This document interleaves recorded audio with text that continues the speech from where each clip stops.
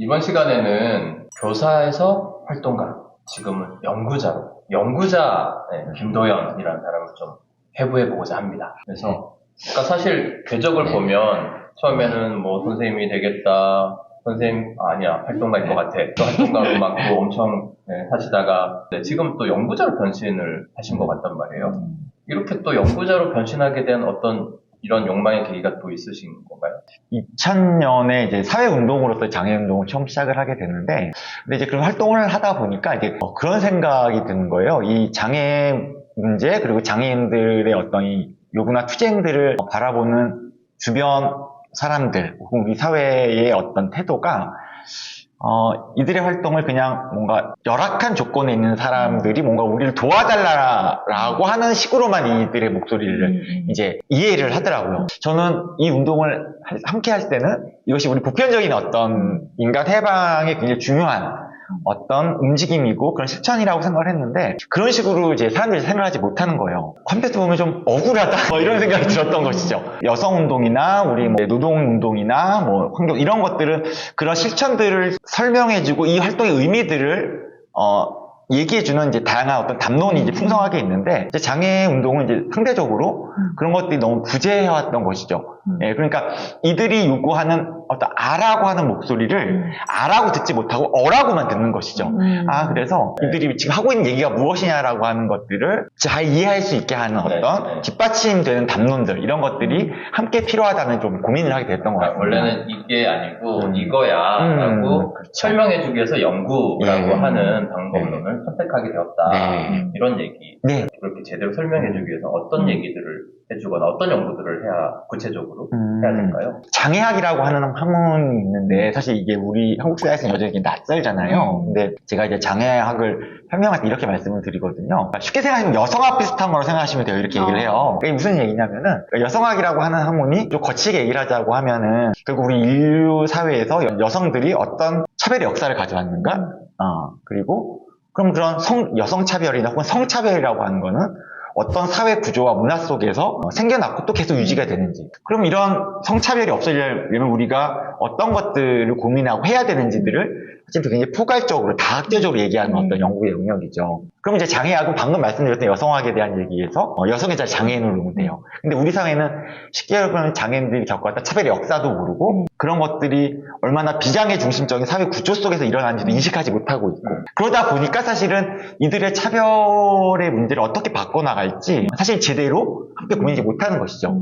그러니까 어떤 연구가 필요하냐라고 하면 저는 이 모든 게 다 필요한 겁니다. 우리가 사실 몰라왔던 우리 인류 역사에서의 장애 차별의 역사도 우리는 이해해야 되고, 그것이 얼마나 개별적인 문제가 아니라 사회 구조적이고 정말 우리가 잘 인식하지 못하는 비장중의 문화의 문제, 이런 것도 우리가 인식할 수 있어야 되고, 그 바탕 위에서 정말 제대로 된 어떤 해결책을 함께 합의해 나갈 수 있는 이런 부분들이 사실 총괄적인 어떤 연구가 좀 필요하다고 생각을 해요. 그런데 이게 노동이나 뭐 젠더 환경 관련 이론이나 담론 같은 경우에는 어찌됐건 지금 되게 보편적으로 많이 공유가 되고 있잖아요. 그럼 장애 연구는 어찌됐건 오래된 문제의식이 있음에도 불구하고 그것만큼 그렇게 공유되지 못한, 활발하게 공유되지 못한 이유가 있나요? 아니면 김도연 선생님 같은 연구자가 없어서 그런 건가요? 예, 근데 뭐 이것도 여러 가지 이제 지점들이 있겠지만, 저는 조금 아주 비관적으로 생각하진 않습니다. 그건 무슨 얘기냐면은, 근데 이제 돌이켜보면 우리가 이건데 뭐 계급차별, 뭐 성차별, 뭐 인종차별, 다양한 차별 철폐를 위한 운동이라고 했을 때 상대적으로 장애 차별을 철폐하는 운동이 좀 뒤늦게 형성된 게 맞는 것 같아요. 예, 그러니까 국제적으로 전 세계적으로 보더라도 이런 장애 차별을 철폐하기 운동은 이제 60년대 말이 되어서야 처음 어떤 이 무대에 등장하게 되는데, 지금 안 되고 있는 것은 잘 안 되고 있는 것은 맞는데 조금 더 함께 해 나가는 이 과정이 있다면 충분히 잘 되지 않을까, 될 것이다 라는 믿음을 가지고. 그러니까 사실 장애학이란 말도 처음 듣는 얘기거든요. 그렇죠. 그러니까 그런 부분에서 오늘 좀 소개를 해주시면 좋을 것 같은데, 장애학이 뭔지 궁금하신 분은 장애학의 도전을 읽으시면 장애학이 뭔지 제대로 이해할 수 있는 시간이 되실 것 같습니다. 모든 걸 다 갑자기 다 해결할 수 없으니까 지금 현재 좀 그래도 관심을 가지고 내지는 좀 중요하게 생각하고 있는 의제 같은 게 있을까요? 그렇죠. 이제 그러니까 연구라고 하는 것들은 이제 현장의 의제와 좀 다이렉트하게 연결되어서 필요한 연구도 있고 또 조금 더 조건이나 말 그대로 우리 사회 전반의 어떤 구조를 분석하는 문화적인 사회 구조 연구도 필요한데요. 좀 의제적인 면에서 보자면 아까도 제가 탈시설 얘기를 했었는데 이런 탈시설에 대한 문제나 또 굉장히 좀 쟁점이 많이 되고 있잖아요. 이 탈시설 특히 이제 현 정부나 이 정치권에서 이 탈시설을 굉장히 무리한 어떤 요구처럼 얘기를 하면서 쟁점이 되고 있기도 해서 이런 탈시설과 관련된 어떤 그 해외 사례나 사실은 이미 이제 사실은 탈시설 같은 경우는 이제 국제 장애인 권리 협약 등을 통해서 이미 보편적 합의된 사안임에도 불구하고 거대 언론들, 그다음에 어떤 기득권 정치 세력들 이런 것들 이걸 이제 굉장히 공격을 많이 하고 있기 때문에 이런 부분에 대한 제대로 된 어떤 연구가 좀 필요하지 않나 소개하는 것들 이런 필요하지 않나 생각하고요. 그다음에 탈시설과 더불어서 최근에 이제 장애 운동 쪽에서 또 고민하고 있는 그 다음에 새롭게 좀 개척하고 있는 의제가 노동권의 문제가 좀 있거든요. 이것도 이제 오세훈 서울시장이 어떤 새롭게 이제 만들었던 권리 중심 장애에 맞추는 공공일자리라고 하는 이것들을 이제 폐기하면서 또 쟁점이 되고 있는데 이런 쟁점이 되고 있는 의제들에 대한 적극적인 공동의 어떤 연구, 그러니까 장애를 넘어서서 이런 것들이 좀 필요하다고 생각을 합니다. 장애인 고용 노동과 관련되어서는 꽤 오랫동안 의제가 들어왔음에도 불구하고 사실 제도까지 있음에도 불구하고 잘 지켜지지 않고 오히려 그냥 벌금 내고 말지 뭐 이런 기업들도 사실 많이 있잖아요. 근데 거기서 더 나아가서 중증 장애인의 노동까지 사실 얘기하는 건 쉽지 않을 것 같은데 혹시 이 부분과 관련되어서 좀 더 새로운 개념들이 있다면 얘기를 해주실 수 있을까요? 네, 아마 제가 방금 언급했던 이제 권리 중심 중증장애인 맞춤형 공공일자리라는 제도를 들어보신 분보다는 못 들어보신 분이 더 많을 거예요. 근데 이제 요 새로운 어떤 장애인 노동권 보장을 위한 시스템은 저희가 이제 한 2017년부터 이제 공공시민 노동이라고 하는 어떤 새로운 개념을 제출하면서 이걸 기반으로 이제 새로운 운동을 시작을 했거든요. 공공시민이요? 공공시민 노동이요. 공공시민 노동? 네. 그 개념부터 조금 저도 사실 먼저 들어봐야 될 것 같아요. 요 새로운 개념은 그냥 이렇게 쉽게 생각하시면 됩니다. 그러니까 공공시민 노동이라는 말을 뒤에서부터 해석을 하시면 되는데요. 그러니까 이건 무슨 얘기냐? 공공시민 노동은 노동이라고 하는 것이 시민의 기본권이기 때문에 민간 시장을 넘어서 공공의 영역에서 보장되어야 된다라고 하는 노동권의 보장을 공공이 해줘야 된다. 그렇죠. 왜냐하면 권리라고 하는 것은 보장이 되어야 되는 거잖아요. 근데 시장이라는 영역은 뭔가 보장하는 영역이 아니죠. 오히려 경쟁을 통해서 탈락시키고 그렇죠. 배제하는 영역 시스템이지. 자, 그러니까 노동이 만약에 권리라면 그것을 시장에 맡겨놓을 수 없다라고 하는 어떤 이제 새로운 사실 뭐 4차 산업혁명이고 이제 점점 더 기계화되는 과정에서 더 많은 사람들이 사실은 노동시장에서 탈락할 수밖에 없고 그러니까 이건 사실 공공시민 노동이라고 하는 개념은 단순히 장애인한테만 해당이 되는 건 아니라 맞습니다. 그런 그렇죠. 노동시장에서 계속 탈락될 수밖에 없는 우리의 사회적 약자들 모두가 다 해당이 될 수밖에 없겠네요. 네, 그래서 요 공신 노동이라고 하는 것은 단순히 말씀 잘 해주신 것처럼 장애인을 위한 노동이 아니라 그런 어떤 이윤 중심의 노동 구조에서 배제되는 존재들이 사실 장애인도 포함되어 있었고, 근데 이들이 이윤 중심의 노동 구조에 계속 더 늘어날 수밖에 없다는 것이죠. 그럼 그런 이후에 어떤 노동사회를 어떻게 우리가 민주적으로 그 다음에 재구축해낼 것이냐 이런 고민 속에서 이제 만들어진 개념이고 근데 그렇게 봤을 때 변방에 있었던 가장 많이 배제해 있던 존재들부터 시작을 해야 우리는 누구도 배제된 사회를 만들 수 있는 것 같아요. 그래서 권리중심 중증장애인 맞춤 공공일자리는 바로 이 공공시민 노동을 첫 출발을 해보는 제도로서의 어떤 시스템이었거든요. 그러니까 이런 것들은 뭐 예컨대 우리 청년 실업 문제가 굉장히 우리 사회에서 굉장히 지금 오랫동안 얘기가 되고 있는데 저는 이것을 결코 시장이 해결할 수 있다고 생각하지 않거든요. 그리고 우리가 고령화 사회로 이제 진입을 하면서 100세 시대라고 하는데 우린 65세 이상이면 다 퇴임해야 되는데 그분들은 그러면 이후에 어떤 자신들의 의미 있는 활동을 개인적으로 찾아서 해야 되는 것이 그렇지 않다고 생각을 하는 것이죠. 사실 우리가 유엔에서 SDGs 수족관 발전 목표 합의한 것에 기본 이념이 누구도 배제하지 않는, 배제되지 않는 그거잖아요. 그러니까 이거는 사실 우리 어떻게 보면 전 세계가 약속한 개념이라고 저는 생각이 드니까 그런 부분에 있어서도 이게 충분히 그러게요. 얘기될 수밖에 없는 SDGs 특히나 거기에 보면 작년이죠. 작년에 만장일치로 채택한 게 그거잖아요. 사회연대경제라고 해서 그 안에 들어가면 아까 도현님이 말씀해주신 그런 공공시민 노동 관련된 그 키워드들이 되게 많이 들어가 있거든요. 사회적 어떤 의미를 갖는 경제들을 다시 시민들이 모여서 재창출하자. 그러니까 사실 그렇게 따지기 시작하면 어떻게 보면 장애인하고 조금 무관해 보이는 뭐 기후 위기의 문제나 이런 건 사실 전 지구적 문제이기도 하잖아요. 근데 무관해 보이지만 사실 되게 직접적인 연관이 있기도 하고, 그러니까 그런 어떻게 보면은 장애인 운동이라고 하는 장애인 연구라고 하는 것을 더 폭넓게 확장하기 위해선 다른 아젠다들과 뭔가 연결시키거나 같이 결부시켜서 봐야 될 지점들이 많이 있을 것 같아요. 그러게요. 네, 혹시 그런 부분에 있어서 뭔가 정책화해야 되거나 뭐 연구가 더 필요하다거나 그런 분야가 있을까요? 이동권의 문제도 사실은 장애인이라고 하는 숫자로 시작이 되지만 교통약자 전반의 문제이고 교통약자라는 개념에서 보자면 우리 사회에서 이제 노동약자가 있는 것이죠. 그렇죠. 이 전반의 문제 연결되어 맞아요. 있다고 생각을 하기 때문에 이제 그런 측면에서 저는 이게 어떻게 서로 연결되어 있는지 연구가 필요한 것 같고요. 그 다음에 이제 조금 개인적으로 최근에 많이 고민하는 이제 의제 중에 하나는 사실은 이 기후위기라고 하는 어떤 문제가 정말 이건 누구도 피해갈 수 없는 어떤 전 인류의 어떤 이제 문제로 와 닿아 있는데 우리가 기후 얘기할 때 그럴 때 장애를 잘 생각하지 않지만 사실은 기후 위기로 나타나는 여러 가지 이미 벌어지는 현상들 속에서 직접적인 또 어떤 그 일선의 당사자로 있는 분들이 사실은 저는 장애인이라고 생각을 해요. 근데 이제 이것에 대한 어떤 뭐라고 할까요? 담론화 작업이나 실제 연구가 잘 많이 안 되고 있는 것 같거든요. 우리 한국 사회에서는.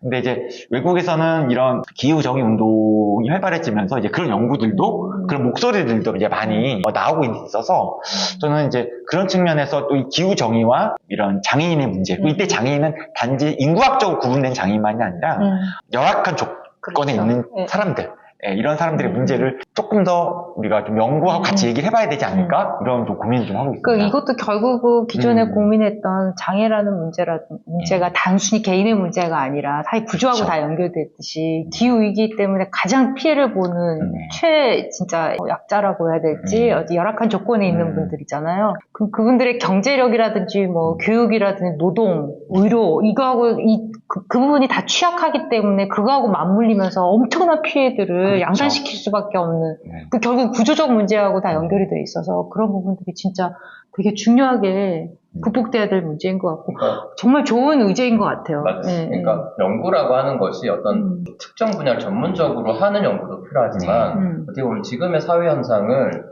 다양한 관점에서 같이 논의하고 그러면서 같이 좀 해결할 수 있는 어떤 열쇠들을 찾아내는 그런 연구들이 앞으로 더 중요한 것 같아요. 왜냐면 또 위기가 지금 기후위기뿐만 아니라 다 복합 위기잖아요. 그렇죠.